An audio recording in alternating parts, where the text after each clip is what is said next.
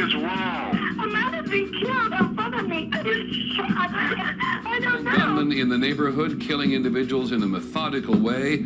People were too frightened to go outside. You probably have a skilled shooter, and that does heighten our including concern. local police, the FBI, U.S. Marshals, and Secret Service is looking for whoever is responsible for the worst murder spree that has ever happened here. At 6:04 p.m., a middle-aged white man was killed outside of the supermarket. It turns out one man is dead. He was at the pumps at the gas It happened station. again and again. Your children and again. are not safe anywhere at any Law time. enforcement sources say the weapon was a high-power rifle, fired in some cases at least from a distance. 8 a.m., another single bullet, another victim. The massive manhunt continues, but police admit they don't know who or what they're dealing with or what their motive might be.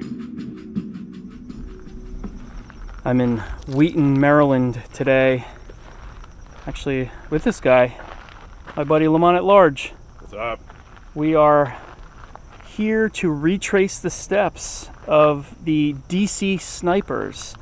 Back in 2002, 41-year-old John Allen Muhammad and 17-year-old Lee Boyd Malvo terrorized this area for like 3 weeks. The tarps over the gas stations, Right. People were afraid to get gas. They were afraid to have their kids go to school. And people were getting shot just standing outside of a store or sitting on a bench.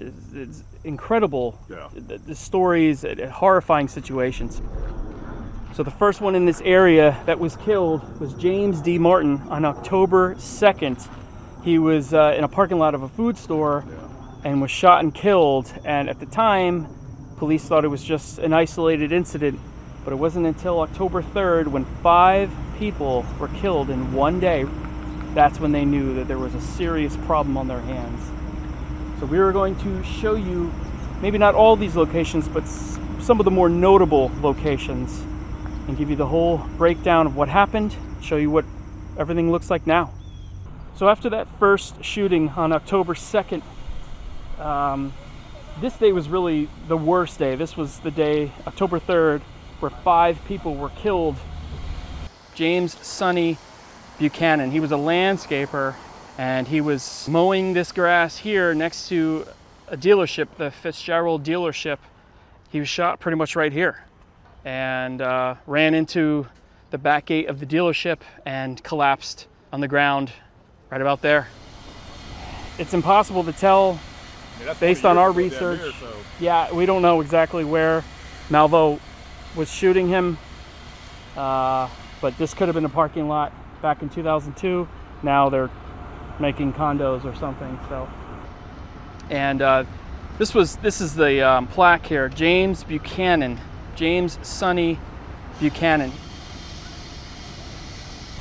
There's not much information as far as how the two met. I believe they met in the islands, some just by chance. In Antigua, they met, and Muhammad was down there. He was making forgery documents for people to get, papers to come to the United States. Okay. And it was almost like a perfect storm of a young kid who needed a father figure because he was raised by a single mom. His father wasn't around, and Muhammad, I guess he just looked at Malvo as some form of like a surrogate son. Got him a gun, taught him how to shoot, and Malvo enjoyed playing a lot of video games where it was like, Doom type Counter-Strike games. Yes, trying to desensitize young Malvo, and it seems to have worked. I mean, he Unfortunately, it did. went on a serious shooting spree. About an hour later, or maybe less than an hour later, there was a taxi driver that was getting gas at this gas station here across the highway. It's a Sunoco now, but in 2002, it was a mobile gas station. And taxi driver Prem Kumar Welkar was getting gas in the center island here when he was shot. The snipers were possibly right at this spot here, and they shot through a gap in the bushes here. I would say it was either this location here, or there's another tree up there in the bushes that maybe there was a gap 20 years ago. There isn't anymore, so I don't know. We'll just assume that it was most likely right from here. Now, I also wanted to say we didn't touch on the fact that they were shooting from inside of their trunk of the Caprice. Yeah, I believe the back seat of the Caprice, it comes out, so you can just... Or lift it up, right? Yeah, and then you they lift could, up and you could just kind of sneak into the trunk right there. And they had cut a little hole in the in back so the rifle could stick through. Right. So they could be completely undetected. And that's why they went on for so long. And so Marvel could take the shot, and then John just, with the car running or what have you. yeah, they just pull away. That's it. And nobody knew anything. Nothing. All right, and you said it's this one, number 7, right? Yeah, this was when he was pumping the gas. This was a Chevy Caprice where the fuel doors behind, it's in the back of the car. It's behind the license plate or something. So he was standing right here, basically. Right. So that would have been a direct line, a direct shot. So we're assuming that's where that happened. Now, like I said, this was a mobile station back then. Right. And so things have changed, but you can kind of line up where the car was. It's pretty much right here. About 25 minutes later, 8:37 to be exact, 37-year-old Sarah Ramos got off the bus as we almost get hit by a car, and was sitting in front of this Crisp and Juicy store. The bench was directly in front of these windows. Now, Lamont, I remember from what I read, she was shot, probably died instantly, shot in the head, and the bullet actually went through the glass and ended up in the store. The bench was right here. And she was sitting at the far right of it. Hit her right in the head. Now there is a bench right here next to the store. I believe the bench was just moved over to here.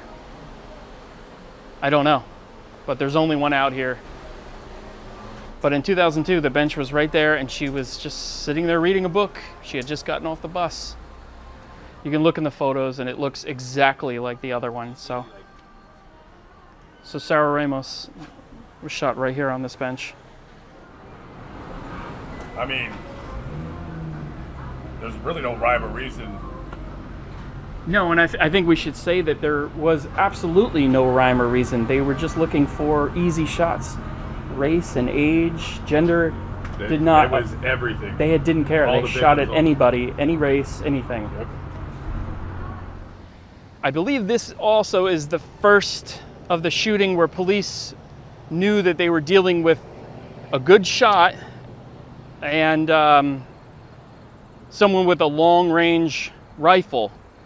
You can see how big this parking lot is here, and the two snipers were parked right here in this spot,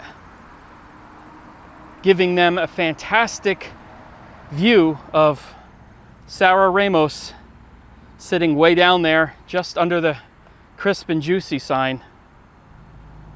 In fact, it was a Bushmaster XM15. Yeah, shooting a .223. Yes, caliber ammo. 223 caliber rifle. It was stolen. Now, as you said before, Muhammad was in the military. He actually was in Desert Storm, so he was comfortable with firearms, and had taught Malvo how to shoot and got him comfortable with that kind of stuff. You actually, we might even want to touch on why Muhammad was doing this. What was setting him off? He loved his children. He was a very good dad. Yeah. But he had his children taken away from him. When he came back from Desert Storm, that's when his wife said that she noticed a change in him, just a somewhat a totally different person. Yeah. And after him getting his kids taken away, he was angry. And the reason he targeted this area was because he had heard that his ex-wife had moved here with his kids, and he just wanted to set the world on fire. No ideology behind why he did this. Yeah, there was no reasoning really that he ever gave in court or anything like that. Not long after that shooting, there was another one here at this gas station. Lori Ann Rivera, the child caretaker, was right here vacuuming out her car. Now, fortunately, there were no children with her at that time, but unfortunately, she died right here next to her car. Now, this was the 4th sniper attack of this day, but it was not the last. Many hours later, 72-year-old Pascal Charlot was shot dead while walking on a neighborhood street. The very next day, a woman was shot in her car while sitting in a parking lot. She survived and actually would be the first of 3 victims who ended up surviving the sniper attacks. Another survivor on October 7th, just 3 days later, a 13-year-old boy was shot standing out front of his school. Now, this shooting was significant not only because it was a child that was shot, but also because at the scene, a strange message was found, the death card. This tarot card would be the first of strange notes that would be found at different scenes moving forward. At this point, any public outdoor events were canceled.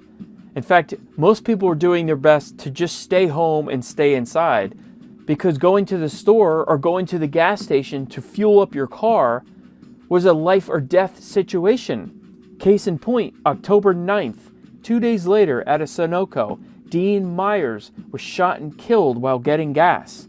October 11th, another gas station shooting, Kenneth Bridges, killed while getting gas.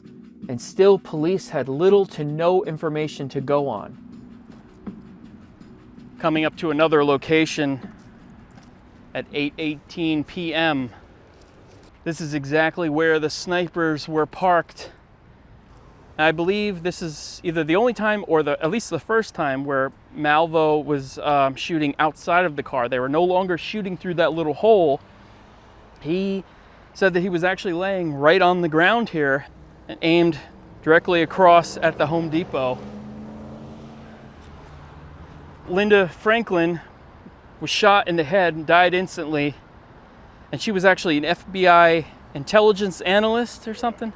But that was just dumb luck. I mean, they weren't aiming for, they had no idea who they were shooting. They were pretty sure these were just nothing but random shootings. Yeah. She was not targeted for her job. Yeah, like any of these, it just came down to if you were in the unlucky spot at that unlucky time.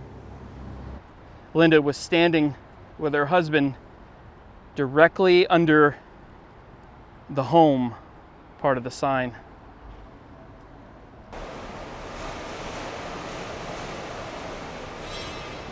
And this is it, right?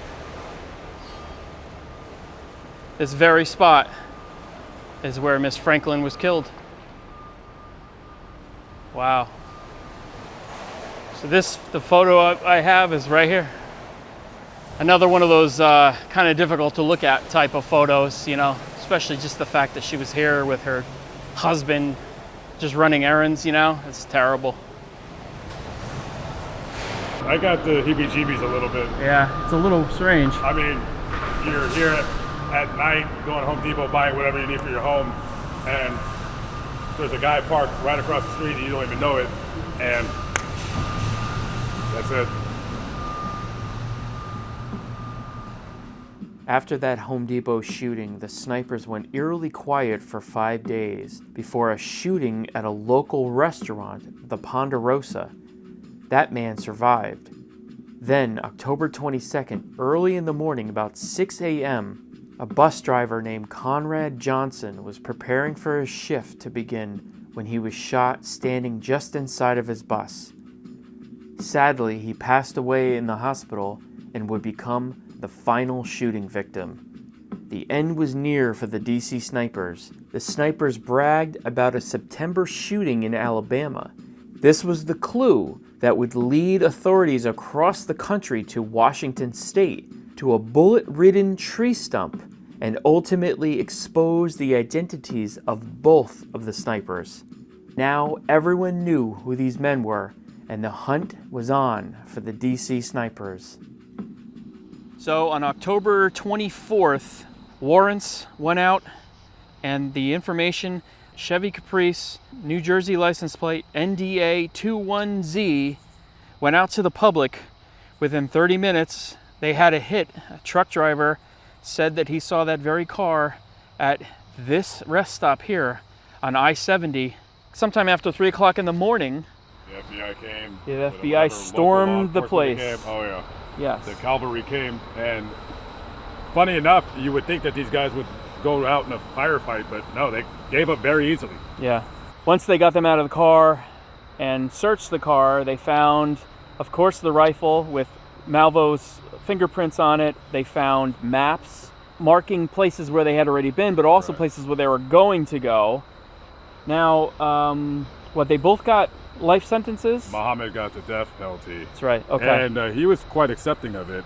I don't think many appeals he filed. I think he went pretty quickly, 5 years. A little over 5 years he was put to death. Wow. After he was sentenced. Okay. And then Malvo got 2 life sentences, but of course he was not 18 at the time. So there's been back and forth between, is this constitutionally acceptable because he was not 18? But currently, as the recording of this video, he's still in prison where he belongs. Yeah, I he think never gets out. I even saw, still to 2019, maybe even 2020, I saw some articles online about whether they're still fighting that. Oh, there will always be a lawyer that wants to make a name for themselves that will represent him. Yeah, it's a very interesting case. Yeah. So anyway, this is, I mean, it's very dark now. We spent all day looking at all these locations, driving all around. Long day, but well worth it. It was really interesting seeing these places. Very sad stuff, though. Some of these, especially and to some sit of these, in the chair where that lady died, and bench. to go to the Home Depot, I did get the heebie-jeebies. Well, thanks for coming along with me. Thanks for having me. Yeah, hope you guys like this video. Definitely check out Lamont at Large. He does some amazing videos. So if you're into true crime and things like that, he's the man. Thanks for watching. See you in the next video. Out.